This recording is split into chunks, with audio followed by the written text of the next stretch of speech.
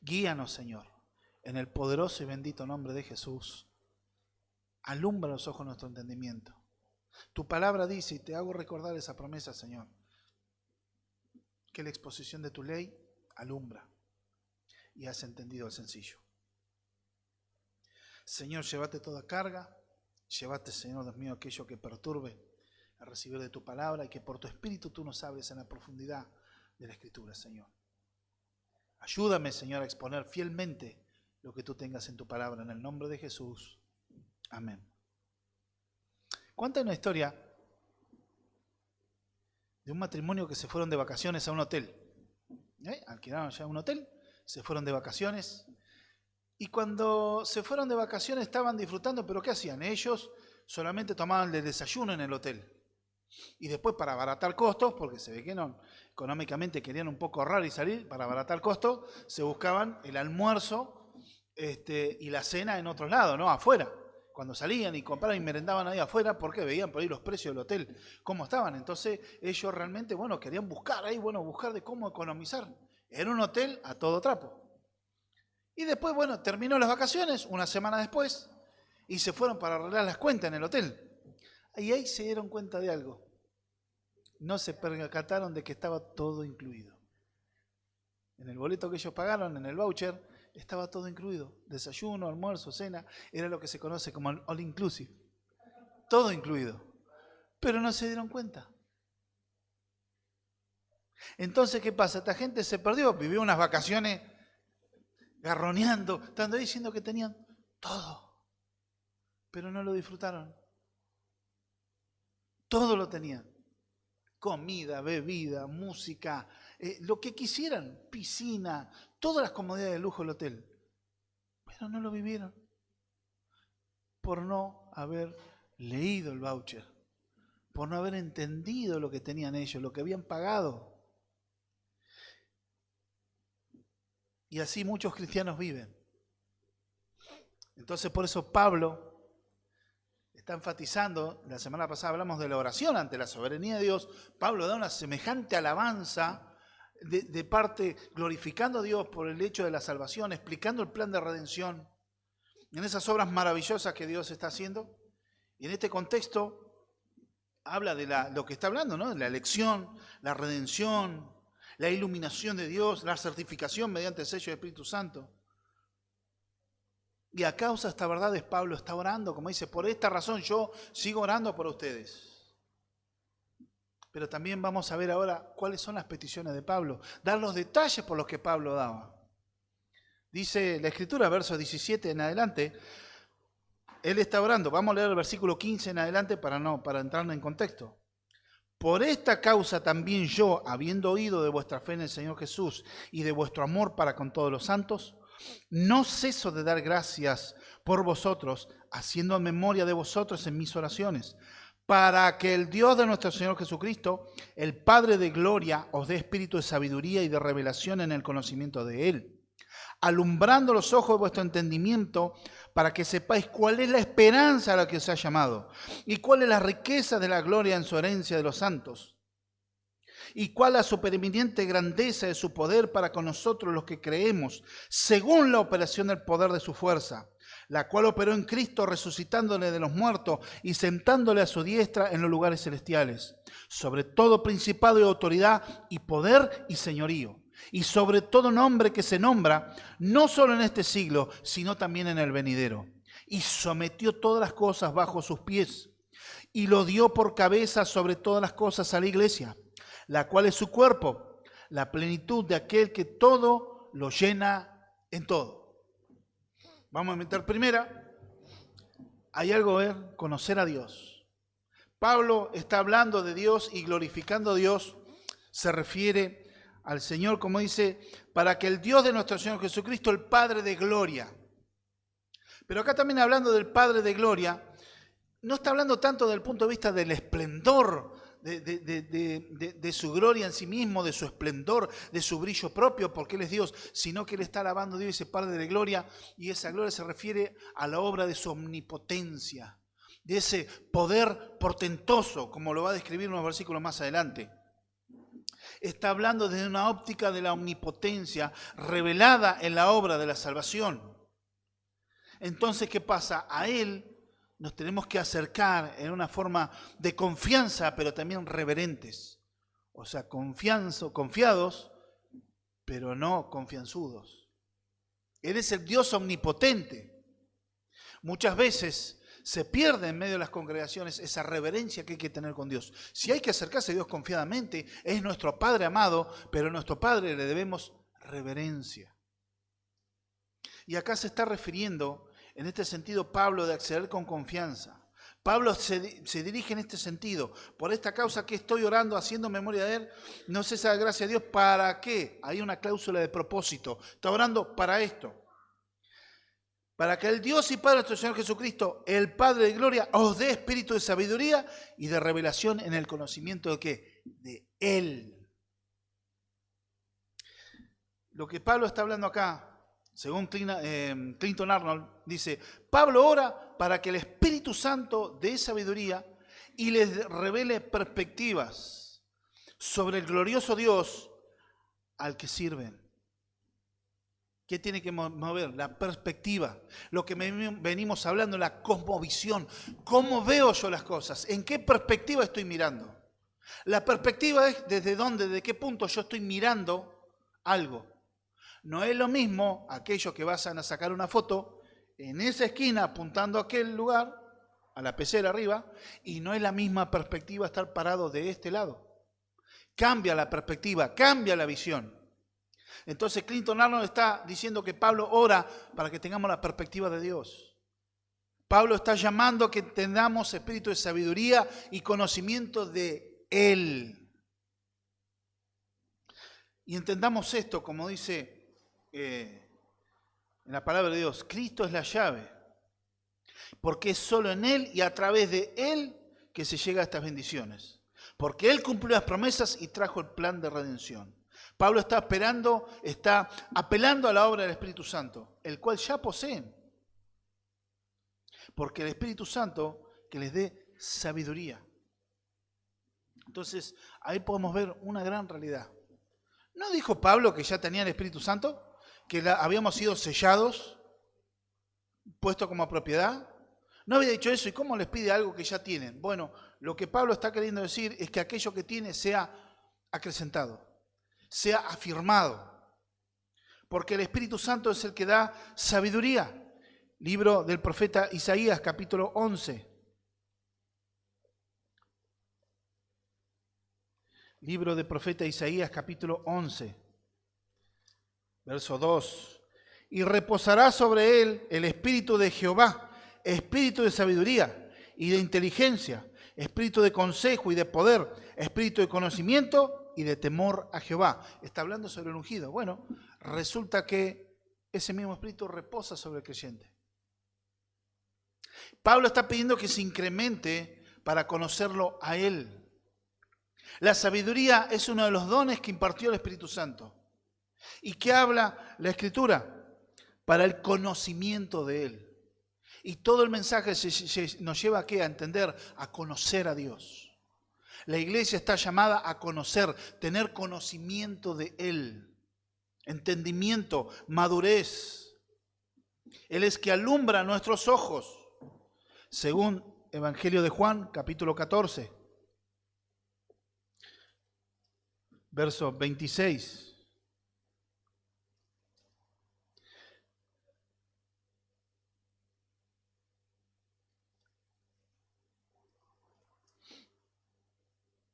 Mas el Consolador, el Espíritu Santo, a quien el Padre enviará en mi nombre, Él os enseñará todas las cosas y os recordará todo lo que yo os he dicho. Esa promesa también fue para los apóstoles y es para la iglesia. El Espíritu Santo es quien representa a Cristo y el que nos hace entender las cosas. Lo que antes no entendían, los efesios no entendían. Acuérdense que ellos venían del mundo pagano. Venían de celebraciones, de conjuros, de hechizos, del ocultismo y venían de un sistema idolátrico y donde la inmoralidad era carta de todos los días. Es lo que imperaba, la inmoralidad. Entendamos de que esta iluminación que el Espíritu Santo es para conocer más a Dios. Lo que Dios empieza, Él termina. La carta a los Filipenses 1:6 dice, estoy persuadido que aquel que comenzó la buena obra en ustedes la irá perfeccionando hasta el día de Jesucristo. ¿Por quién Dios perfecciona su obra en los santos?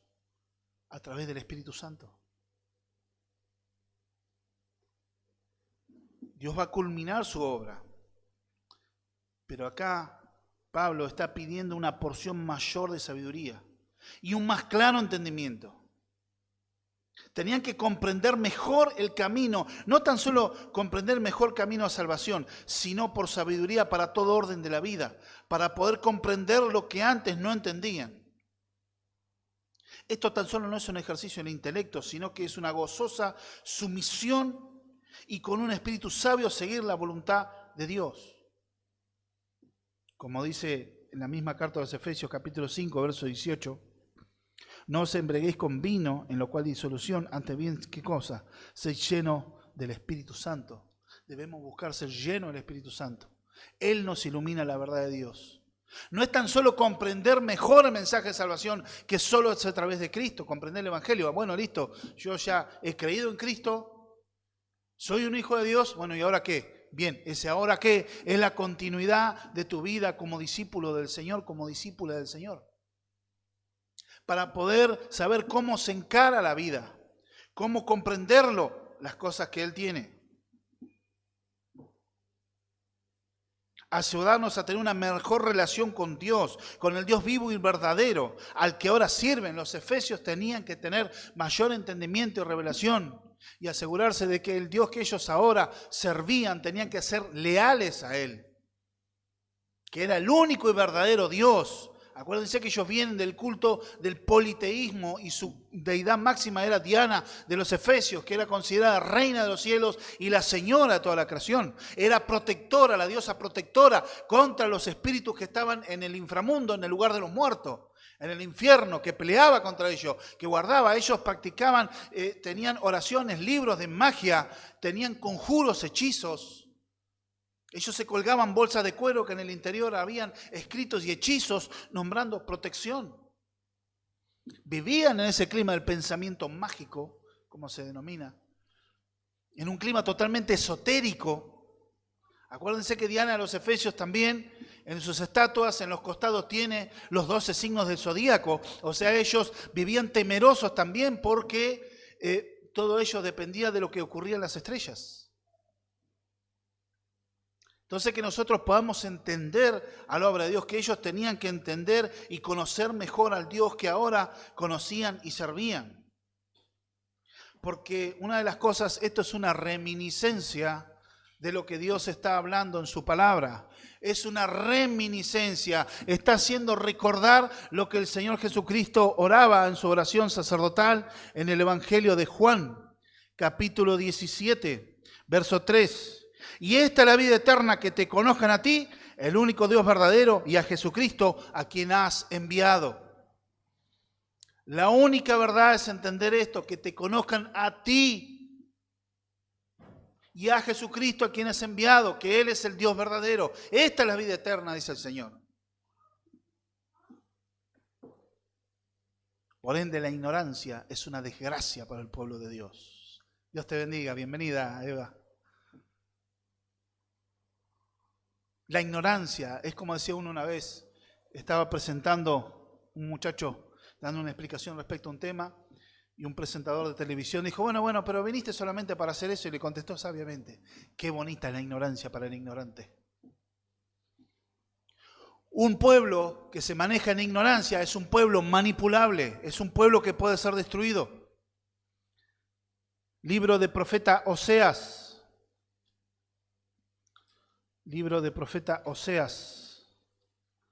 Fíjense lo que Dios dice respecto del conocimiento.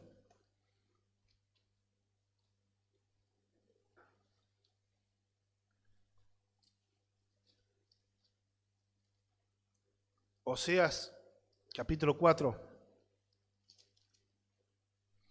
verso 6. Mi pueblo fue destruido porque le faltó conocimiento. Por cuanto desechaste el conocimiento, yo te echaré del sacerdocio, y porque olvidaste la ley de tu Dios, también yo te olvidaré de tus hijos. Fíjense lo pesado que es. Un pueblo que se dice cristiano y rechaza el conocimiento de la palabra, rechaza el conocimiento tras ir de qué cosas, las emociones.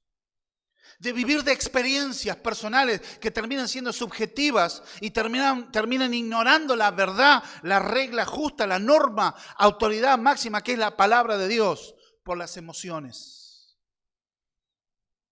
Buscando nuevas revelaciones, nuevas cosas que hagan sentir y vibrar el interior. Pero rechazan conocimiento, los están mandando al mismo infierno. El pueblo se perdió, Israel se perdió por falta de conocimiento. Ellos desecharon la ley de Dios. No voy a tomarme tiempo de explicar la circunstancia del profeta Oseas. Pero ahí Israel había abandonado la ley de Dios. Y estaban soportando las circunstancias por haber desechado, haber puesto por simple y vivir en ignorancia a como a mí se me antoja. Por eso la ignorancia en el pueblo de Dios es fatal. Por eso Pablo está orando, ¿para qué? Para que los hermanos y las hermanas en Éfeso crezcan en conocer a Dios. Crezcan en conocer a Dios personalmente. El verso 18 dice, alumbrando los ojos de vuestro entendimiento, para que sepáis cuál es la esperanza a que Él os ha llamado y cuál es la riqueza de la gloria en su herencia en los santos. Parece un poquito complicado, pero entendamos en definitiva, alumbrar los ojos, el entendimiento está hablando también, es una manera, una expresión hebrea que tenían que ser alumbrado también tu corazón. Habla de los ojos, está hablando del intelecto. Pablo está hablando para que los efesios comprendan en sus corazones. Y en aquella época, el corazón era entendido como lugar donde se alojaba el sentimiento y la fe, que es la fuente de palabras y acciones.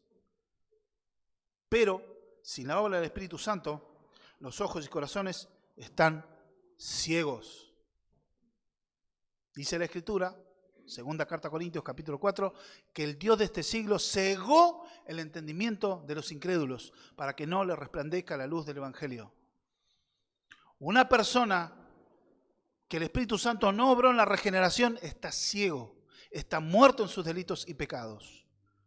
No puede ver, o sea, no le interesa, pero ¿por qué? Porque no lo ve. Está en la oscuridad, lo tiene acá al lado, pero no lo ve. No puede saborear a Cristo. ¿Por qué? Entonces Pablo está orando para que en la obra que el Espíritu Santo hizo en la regeneración siga alumbrándose el foquito. Siga creciendo en intensidad, mayor profundidad. Porque Pablo está llevando a que los cristianos crezcan en profundidad. Las cosas del Espíritu se disciernen por el Espíritu. Primera carta a los Corintios, capítulo 2, verso 14 al 16. Pero el hombre natural no percibe las cosas que son del Espíritu de Dios, porque para él son locura y no lo puede entender, porque se han de discernir espiritualmente. En cambio, el espiritual juzga todas las cosas, para él no es juzgado de nadie. Porque, ¿quién conoció la mente del Señor? ¿Quién instruirá? Mas nosotros tenemos la mente de Cristo. No quiere decir que somos Cristo, sino tenemos la apertura y la guía del Espíritu Santo, pero necesitamos ir creciendo y madurando. Acuérdense, un ser infinito no puede contener al ser infinito. Pero lo que Dios mostró nos lleva a tener que crecer y tener anhelo por crecer y profundizar. Primero para salvación, ¿qué se necesita para salvación? El Evangelio y una conciencia espiritual. Esa es la iluminación del Espíritu Santo. Se escucha el Evangelio, pero cuando el Espíritu Santo ilumina, ahora entiendo, en mi conciencia me doy cuenta de que soy un pecador, de que estoy al horno y que necesito la salvación de Dios. Puedo entender el amor de Dios, que por mi culpa fue la cruz del Calvario, pero aún así está dispuesto a perdonarme. En el nuevo nacimiento es la obra que el Señor hace, según la Escritura. Evangelio de Juan, capítulo 3.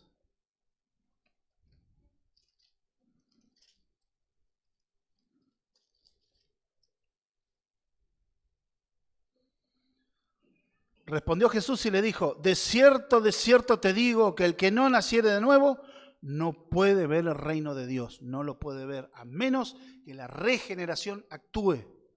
Podés ser toda tu vida un buen religioso, una buena religiosa. Venir los domingos a misa, venir al culto, pero aún así no haber nacido de nuevo. La pregunta del millón es, ¿naciste de nuevo? ¿Hay evidencia del nuevo nacimiento en tu corazón, en tu vida? ¿Y qué es lo que está llamando Pablo? Que sean alumbrados los ojos de entendimiento, es usar medios de gracia para mayor comprensión. ¿Qué cosa? Doctrinal. Está hablando el apóstol Pablo acá de esta sabiduría. No son los sueños y las revelaciones que muchos buscan y quieren practicar el día de hoy todavía. Buscando nuevas revelaciones, buscando los sueños, lo que yo sienta, sino es una comprensión doctrinal más profunda. Jesús lo dijo muy gráficamente en el Evangelio de Mateo, capítulo 11, verso 30. Porque mi yugo es fácil y ligera mi carga. Venid a mí todos los que estáis trabajados y cargados, que yo os haré descansar. Ser manso y humilde de corazón como yo, porque yo soy manso. Y que dice, porque fácil es mi yugo y ligera mi carga. Ese era un lenguaje que usaban los maestros en Israel. Esos maestros, ¿qué era el yugo? Era su doctrina, era lo que ellos enseñaban. No era tan solo decir sí, que Jesús es el buey que nos va llevando, porque es ligera su carga, porque Él la lleva por nosotros. Pero cuando hablamos de yugo, está hablando de su doctrina. Jesús dice en la Escritura que Él estaba en la barca viendo la multitud, que estaban como ovejas sin pastor y tuvo compasión de ellos. Y bajó y dice que hizo muchos milagros. No. Fue hasta ellos, descendió a la barca y les enseñó cosas. Les daba doctrina, les daba la palabra de Dios. ¿Cómo madura un creyente? Conociendo las Escrituras. No vivir dependiendo de que me pongan la mano arriba, de que voy, que me ore o que me diga lo que voy a comer pasado mañana. Buscando y profecías y palabras de hombre. No. Entender bíblicamente nosotros defendemos la suficiencia de las Escrituras. Mis palabras son espíritu y son vida, dice el Señor. Nada puede suplir. Por eso, como leímos en el Salmo 119, verso 130, dice, la exposición de tu ley alumbra y hace entendido el sencillo. Nos hace crecer y madurar el conocer, pero no tan solo una verdad para el intelecto, sino sea algo que baje el corazón.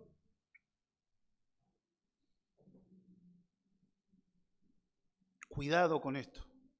La intención no es que Pablo está llamando acumular conocimiento intelectual, sino que este conocimiento está influyendo todo orden de la vida.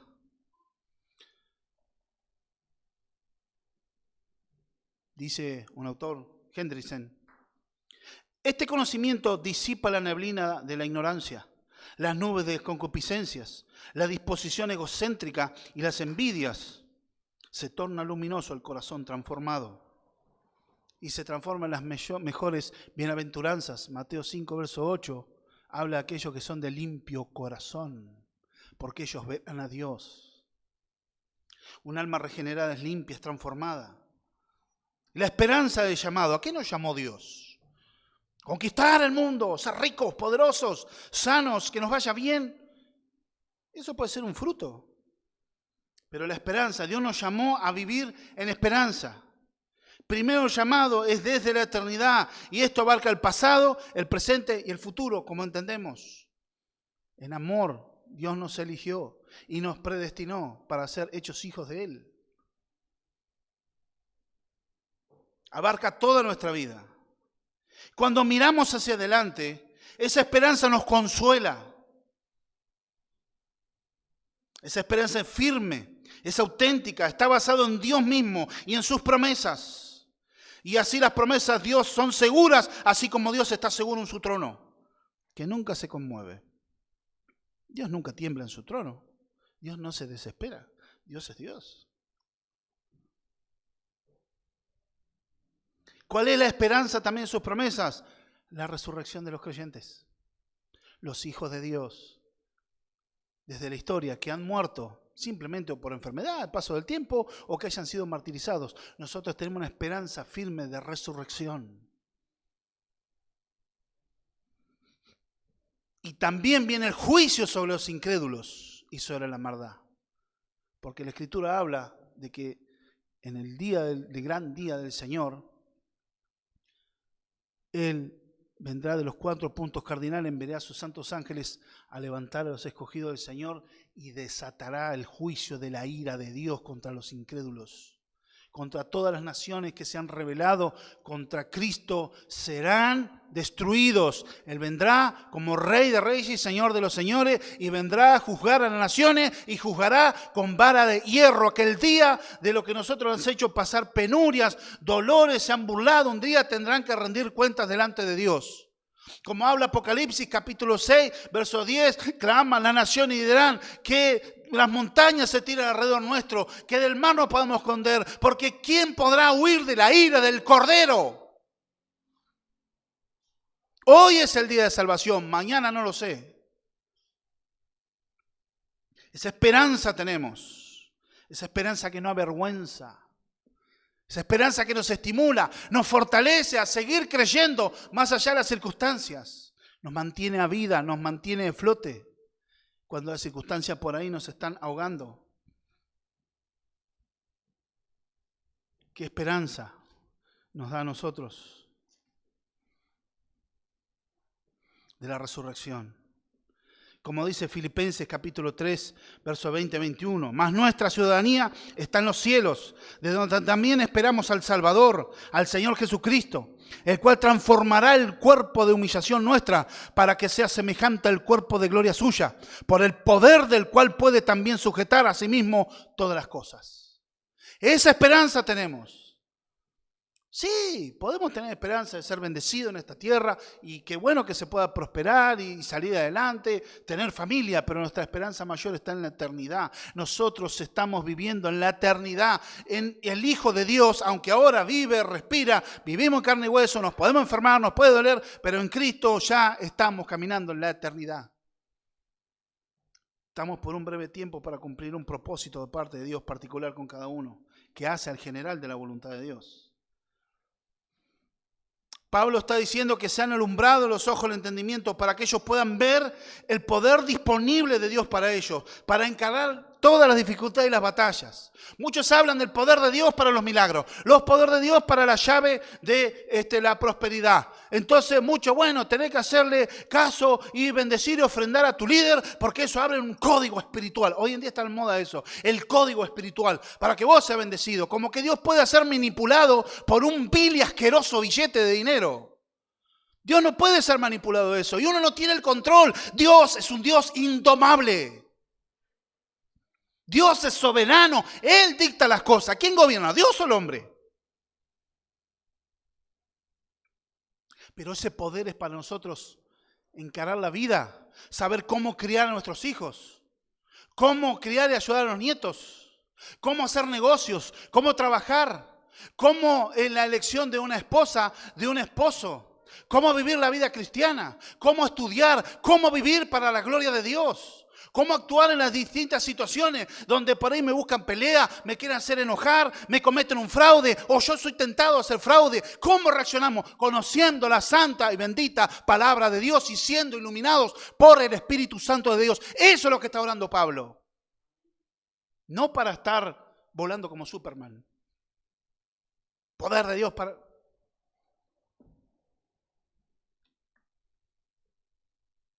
Así voy al siguiente encabezado. El señorío de Cristo.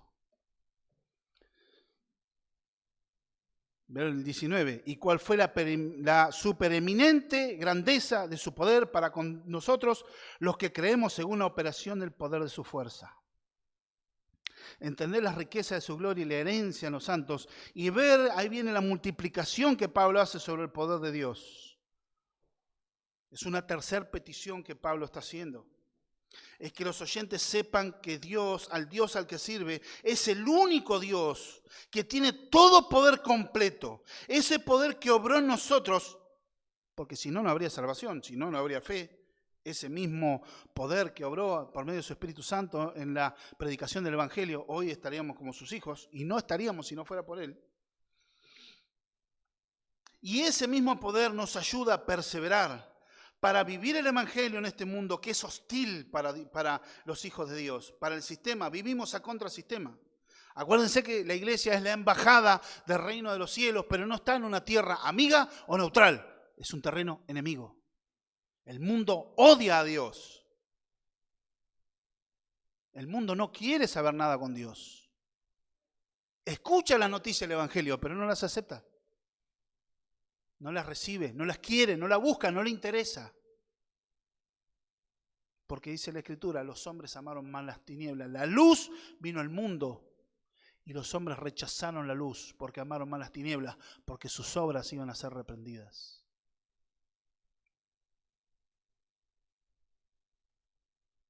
Este poder nos ayuda a perseverar, para vivir el Evangelio en este mundo, para poder vivir vidas virtuosas y manifestar el poder y el amor de Dios. O sea, en resumen, no vivir para nosotros mismos. Eso rompe con la hegemonía del pensamiento mundano. Yo vivo para mí. Primero yo, segundo yo, tercero yo, cuarto yo. Y después, bueno, yo también. Fíjense algo. Eva, cuando vio el fruto, Eva la de la Biblia, no Eva, Eva, cuando vio el fruto, ¿qué dice la Escritura? Cuando Dios vio que creó todas las cosas, Dios vio y dijo, todo eso es bueno. Pero fíjense lo que hace Eva. Cuando mira el fruto del árbol de la sabiduría del bien y del mal, dice que Eva dijo, eso es bueno. Ella quiso tomar el control. Ella dijo, Dios le dijo, no toque ninguno de esos dos árboles. De todo lo demás podés, menos esos dos. Y ella dijo, vio que era bueno. O sea, ella dijo era bueno. Querer hacer las cosas para mí y querer manejar como yo quiero. Yo me autodetermino. Esa es la esencia misma del pecado. Dios nos quiere liberar ese poder, esa supereminente grandeza, o sea, mega, archi, recontra, gigantesco poder de Dios que obró para resucitarnos entre los muertos y pasarnos de las tinieblas al reino de su amado Hijo. Para vivir y manifestar el amor de Dios. Y ese mismo poder, ese que exaltó Cristo como Señor y Señor de todos los señores. Es el poder que exaltó a Cristo al trono de gloria. Verso 20. La cual operó en Cristo resucitándole entre los muertos y sentándole a la diestra en los lugares celestiales. La exaltación de Cristo, la resurrección y el señorío. La muerte en la cruz, así también como es parte fundamental de la fe cristiana, también la otra parte fundamental y que no se puede negar. Y aquel que niegue esta verdad que vamos a decir ahora, aquel que niega está negando el Evangelio, que es la resurrección corporal de Cristo. No es como dicen los testigos de Jehová, que resucitó espiritualmente. No, la Biblia habla de su resurrección física. Así que Jesús resucitó físicamente, no como un espíritu. Porque un espíritu no se presenta delante de los discípulos y le dice, ¿qué de comer, muchacho? Tengo hambre. Un espíritu no come. No tiene sed. Él comió y bebió. Tenía un cuerpo glorificado, eso sí. Pero era un cuerpo, resucitó físicamente. Así como la muerte de la cruz de Calvario, así también la resurrección. De hecho, Pablo dice en primera carta a los Corintios, capítulo 15, verso 17, de que si Jesús no hubiese resucitado, vana es nuestra fe.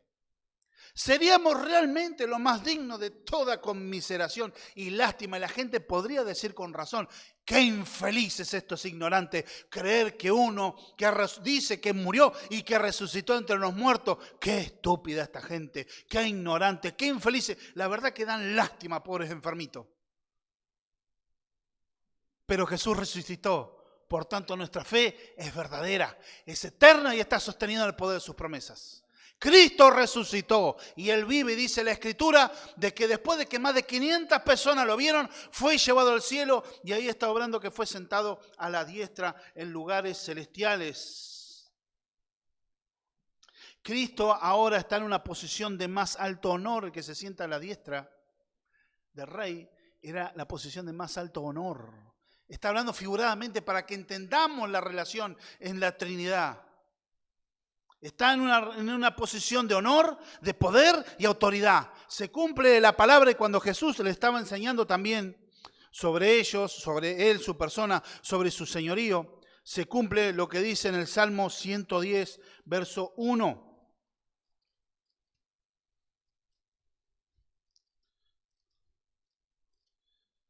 Dice la Escritura, Jehová dijo a mi Señor, siéntate a mi diestra hasta que ponga a tus enemigos por estrado de tus pies. Jehová dijo a mi Señor. ¿Y quién era el Señor de David? Si David era rey, era el Señor también. Pero él tuvo una visión de parte de Dios, entendió el verbo que se iba a hacer carne. Por eso dijo Jehová, Adonai, le dijo a mi Señor, siéntate acá hasta que ponga a tus enemigos por estrado. Y se cumplió en Cristo. Por eso Jesús, es el Mesías, era mayor que David. Y era un descendiente de sangre de David, es verdad, pero Jesús era mayor y superior a David. El apóstol Pedro, en su primera carta, capítulo 3, verso 22, quien habiendo subido al cielo está a la diestra de Dios, y a él están sujetos ángeles, autoridades y potestades. Todo está sujeto bajo sus pies y su señorío. El verso 21, sobre todo principado y autoridad y poder y señorío, y sobre todo nombre que se nombra, no solo en este siglo, sino también en el venidero. ¿Qué quiere decir esto? No existe ninguna autoridad que esté sobre él, y ninguno que no esté bajo Cristo. La palabra, lo que está hablando su señorío, su autoridad, quiere decir la palabra es muy por encima. Dios está por sobre todo los reyes humanos, sobre todos los ángeles, arcángeles, querubines, serafines y sobre todo el imperio satánico, diabólico, desde Satanás hasta el último ángel caído, espíritu inmundo, lo que sea, todo está bajo la autoridad y el señorío de Cristo, de nuestro amado Señor Jesucristo. ¿Por qué enseña esto Pablo? Porque ellos también pensaban que las autoridades demoníacas residían en un mundo superior, o sea, en la esfera. Después lo vamos a ver cuando lleguemos a Efesios 6, sobre los principados, los potestades de huestes, las regiones celestes, que son sinónimos, pero no es para el tema de la famosa guerra que enseñan hoy en día. No, está hablando que aunque hay poderes satánicos, espirituales, muy poderosos, que manipulan y manejan este mundo, porque por este tiempo, a causa del pecado, dice la Escritura que el mundo está bajo el poder del maligno, pero aún así están todos sujetos a Cristo. Y van a ser hasta donde Dios les permita. Y cuando Dios diga hasta aquí, basta, vendrá el juicio. Y es más, Satanás sabe lo que le espera. Porque dice la Escritura que en el último tiempo será arrojado en el lago de fuego. ¿Quién? El anticristo, el falso profeta y el diablo serán arrojados al lago que arde con fuego y azufre. Todas esas autoridades demoníacas están bajo Cristo. Jesús es superior a todos sus enemigos sobrenaturales. Pero acá también son poderes espirituales que está hablando, también pueden ser ángeles también, que está todo bajo el poder de Dios. Estos poderes espirituales malignos son también los que luchan contra los creyentes. Por eso dice la Escritura, no tenemos lucha contra carne y sangre, sino contra huestes espirituales de maldad.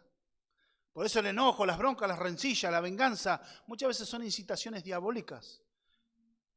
A veces pasa en la casa, está todo bien hasta que, no sé, se cayó una cuchara y explotó la bomba. Muchas veces son cuestiones de nuestra carne, nuestras emociones, y el enemigo, ¡pum!, incita algo.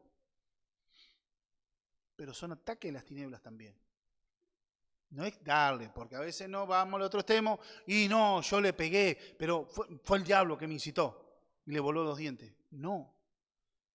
A veces le echamos toda la culpa a Satanás y en una cosa Satanás me dice, ¿yo qué tengo que ver? Yo no hice nada acá. Son cuestiones a veces de nuestro corazón pecaminoso. Pero hemos de discernir, entender por qué surgió esto. También que habla nombre sobre todo nombre. ¿Por qué? Porque esto también tiene que ver con el tema de los conjurios, hechizos que ellos hacían.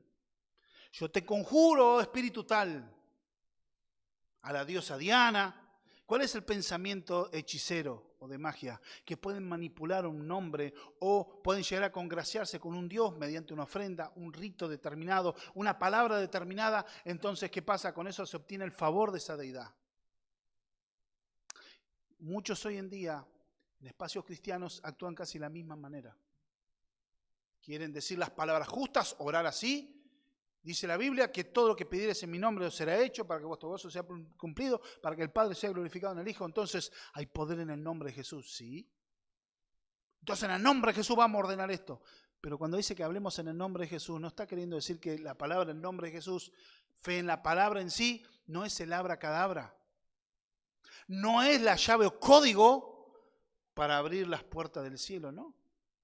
Cuando dice que oremos en el nombre de Jesús, es como si estuviera orando él mismo al Padre, en humildad, en sujeción, en obediencia, en fe, con un corazón totalmente entregado y creyente al Padre. No está diciendo que usemos eso como si fuera una llave mágica, para un portal mágico.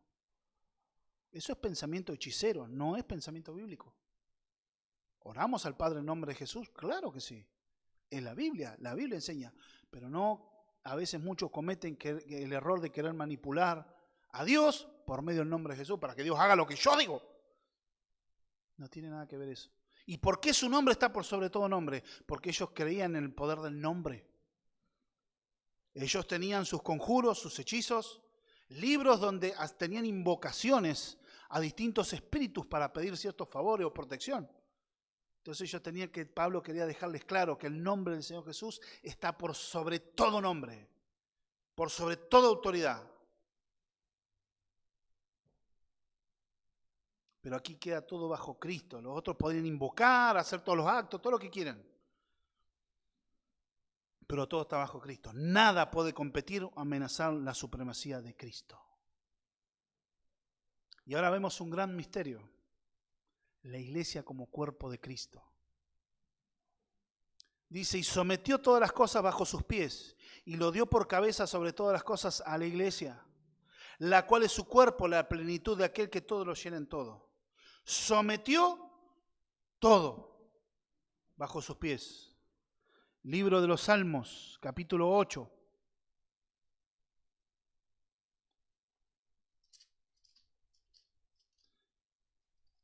Verso 6. Le hiciste señorear sobre las obras de tus manos. Todo lo pusiste bajo sus pies. Jesús es el Señor del universo. Lo que predomina es el ahora ya, pero todavía no. Digamos, está bien, yo sé que Jesús es el Señor de todo, está todo bajo su autoridad, pero yo sigo viniendo a esta tierra. Y sigue habiendo maldad, sigue habiendo persecución a los cristianos, sigue habiendo aflicción, sigue habiendo enfermedad, muerte. Bueno, hoy está en la tensión teológica del ahora sí, pero todavía no. Vivimos en la época del reino de Dios inaugurado. Cristo inauguró el reino de los cielos. Cuando Él predicó en el Evangelio de Marcos, capítulo 1, verso 15, el tiempo se ha cumplido. El reino de Dios se os ha acercado. Arrepentíos y creed en el Evangelio. Las buenas nuevas de salvación. Y fue inaugurado en la muerte y resurrección de Cristo ese reino. Pero todavía tenemos que esperar la consumación cuando Él venga con sus santas huestes de ángeles a establecer su juicio y su reino. Pero la palabra de Dios nos dice en cuanto al conocimiento del Señor, que en Dios estamos completos. Jesús es el Señor. ¿Por qué Él venció? Porque dice capítulo 2 de Colosenses, verso 15, y despojando a los principados y a las potestades los exhibió públicamente, triunfando sobre ellos en la cruz. Él venció al infierno, al pecado, a los demonios, venció a la muerte en la cruz del Calvario y en su resurrección. Estamos aquí porque Dios certificó el agrado de la entrega de Cristo resucitándole entre los muertos.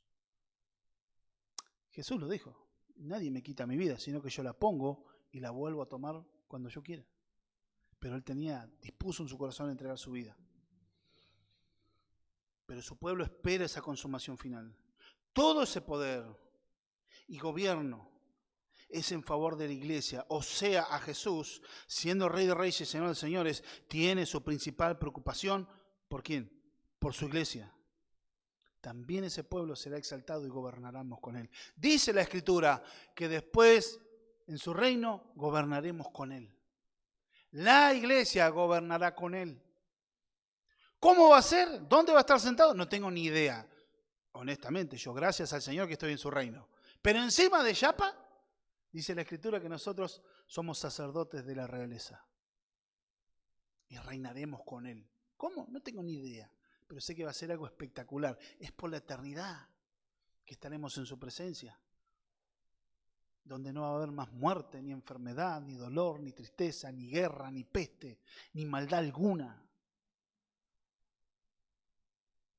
Es el mensaje esperanzador con que fuimos llamados. Pero Dios está centrado en su iglesia.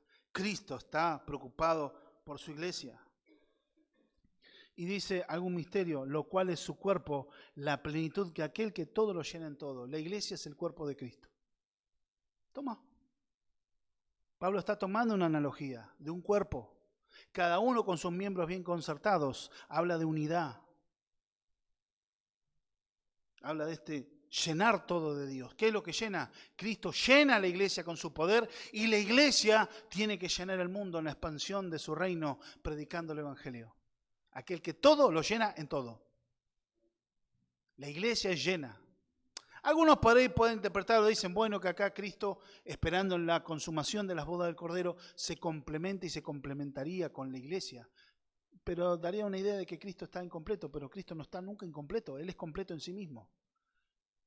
Lo que da lugar, y yo soy de la opinión, que está hablando de aquel que llena la iglesia y la iglesia llena exaltando al Señor en la proclamación del mensaje de salvación, y llena esta iglesia con su mensaje profético a las naciones de arrepentimiento y fe. La iglesia está llena del poder y la gracia del Señor. Ese Señor exaltado que manifiesta el reino de Dios en una manera expansiva. Ahora, estas son verdades que leímos, y ya fue hecho en la cruz del Calvario. En Pentecostés vino el Espíritu Santo. ¿Qué nos aplica a nosotros este texto? Viendo estas verdades. Después de la regeneración, el cristiano debe buscar crecer espiritualmente, madurar en el Señor. ¿Estás haciéndolo? ¿Estás buscando crecer en Dios? El poder de Dios no es la visión esotérica o el pensamiento mágico, no es buscar nuevas señales, nuevas revelaciones, más bien, ¿estás buscando crecer y aplicar la palabra de Dios en tu vida? ¿Ampliar el conocimiento de la palabra de Dios en tu vida? ¿Estás buscando conocer la verdad de Dios? ¿O te es una ofuscación? Entendamos, leer la palabra de Dios, el orar, son disciplinas espirituales. Tiene que ver con ser discípulo. Discípulo y disciplina van de la mano, es lo mismo, uno es el resultado del otro. Y hay que disciplinarse para leer, disciplinarse para orar y para poder vivir las verdades del Evangelio. Donde el poder de Dios se desata en nuestro corazón, pero mediante conozcamos la palabra, iluminados por el Espíritu Santo de Dios. Es buscar medios de gracia para crecer. Otra aplicación, leer, orar, tener comunión con otros creyentes, congregarse, practicar la rendición de cuentas. El servir a otros es un medio de gracia para crecer.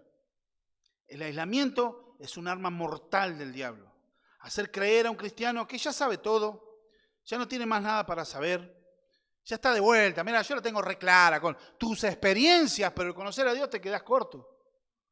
Y muchas veces muchos están trabados en la vida del Evangelio porque se les metió eso en la cabeza. Ya no tienen más que aprender. Ay, que no hay más, no. Por eso están buscando las sensaciones.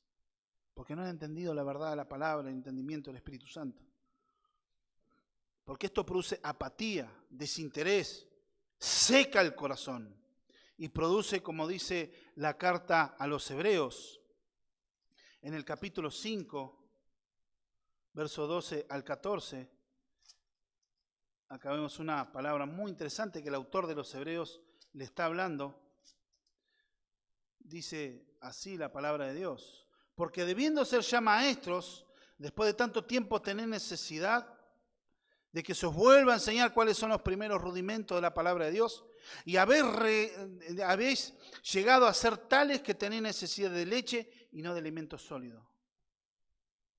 Y todo aquel que participa de la leche es inexperto en la palabra de justicia, porque es niño. Pero el alimento sólido es para los que han alcanzado madurez, para los que por el uso tienen los sentidos ejercitados del discernimiento del bien y del mal. ¿Cómo se entrenan los sentidos? Sentido espiritual, los sentidos que tenemos naturales. Nuestra mente y nuestro corazón están ejercitados. ¿Por qué? Por conocer la palabra de Dios. Entonces nos ayuda a tomar decisiones sabias.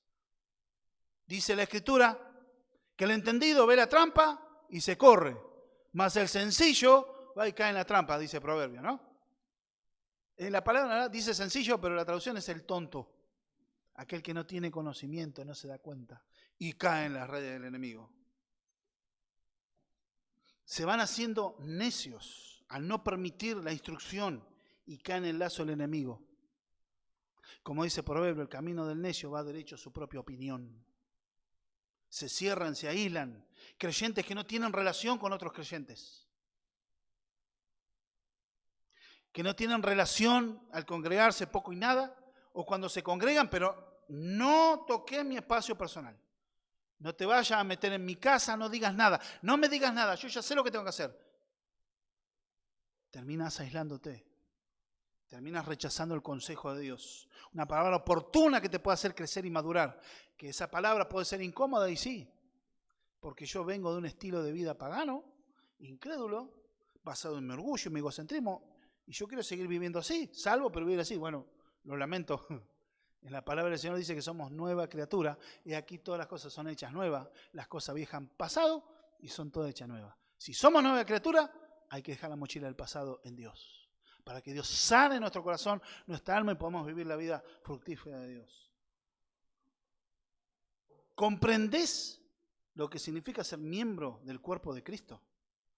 No solo el privilegio, sino también el arsenal que se dispone para que vos perseveres y ser luz en medio de las tinieblas, llevando el mensaje de la salvación. La iglesia también es la esposa del Cordero y un día estaremos todos reunidos a sus pies y también reinaremos con Él. Pero ¿entendiste las implicancias que llevaron para que hoy la iglesia sea conocida como la iglesia? Y ser miembro de la iglesia lo que te conlleva. Una membresía significativa. ¿Qué quiere decir? Que sea una membresía que tenga significado en tu vida. No es solo, bueno, vengo el domingo y me voy. Total, bueno, Dios no ve con agrado eso. Sin involucrarte, ser parte de, eso muestra evidencia de salvación. La fe que salva se muestra, por ejemplo, en obras de amor, en exhibir qué cosa, el amor de Dios, el buen carácter, y muchos tenemos que seguir batallando con eso. Pero la iglesia está para ser luz y sal en la tierra. Imperfecta, sí. Con pecados, sí. Pero yendo a madurez. Amén. Vamos a orar, hermanos. Padre, te damos gracias en el santo y bendito nombre de Jesús por esta palabra. Gracias por este alimento para nuestras vidas. Señor, te ruego, te suplico, por favor, que alimentes, Señor, a tu pueblo.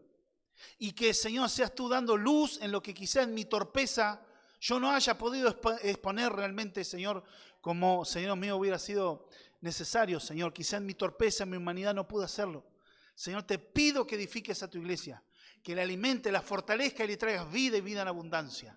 Que puedan afirmarse los corazones en tu palabra y en tu eterna verdad en este tiempo de apostasía, en este tiempo, Señor Dios mío, de mentira, de engaño, en este tiempo donde los valores fueron totalmente dados vueltas, Señor Dios mío, pero que en tu gracia y tu misericordia seas tú obrando, Señor, en cada corazón y en cada vida. Tus palabras son espíritu y son vida, Señor. Por eso oramos para que tú nos hagas crecer en el conocimiento del Dios vivo. A conocerte, Señor Padre, por tu palabra y en la experiencia diaria con tu Espíritu Santo. En la experiencia diaria con tu poder, de tu gracia, llenando cada corazón y cada vida. En el nombre de Jesús te alabamos y te bendecimos, Señor. Bendice a tu iglesia, que podamos tomar conciencia que somos el cuerpo de Cristo. Una unidad. Un mismo Dios. Un solo Señor. Un solo Salvador. Un mismo Evangelio. Un mismo Espíritu, un mismo Padre que es por todos y para todos. Te bendecimos, te honramos y te damos gracias en el nombre de Jesús. Amén y amén.